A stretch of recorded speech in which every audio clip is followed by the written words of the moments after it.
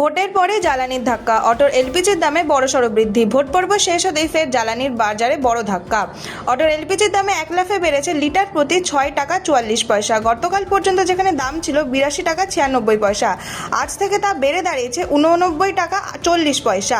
ফলে স্বাভাবিকভাবেই বাড়তে পারে অটোর ভাড়া, যা সাধারণ যাত্রীদের ওপর বাড়তি চাপ ফেলবে। পশ্চিম এশিয়ার অস্থির পরিস্থিতির পরে ধাপে ধাপে বেড়েছে জ্বালানির দাম। এখন পর্যন্ত মোট বৃদ্ধি 31 টাকা 44 পয়সা। এই মূল্য বৃদ্ধির প্রভাব পড়তে পারে শহর ও শহরতলির দৈনন্দিন যাতায়াতে। এখন দেখার ভাড়া বাড়ানো নিয়ে কী সিদ্ধান্ত নেয় অটো ইউনিয়ন ও প্রশাসন।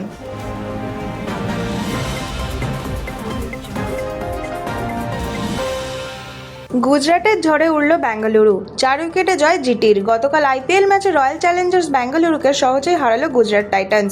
প্রথমে ব্যাট করে আরসিবি মাত্র 155 রানে অল আউট হয়ে যায়। জবাবে ব্যাট করতে নেমে দারুণ ছন্দে শুরু করে জিটি। শুরু থেকে আক্রমণাত্মক ব্যাটিংয়ের ফলে নির্ধারিত লক্ষ্যে খুব সহজেই তুলে নেয় তারা। মাত্র 15.5 ওভারে 6 উইকেট হারিয়ে জয়ের লক্ষ্যে পৌঁছে যায় গুজরাট। এই জয়ের ফলে পয়েন্ট টেবিলে নিজেদের অবস্থান আরও শক্ত করল জিটি।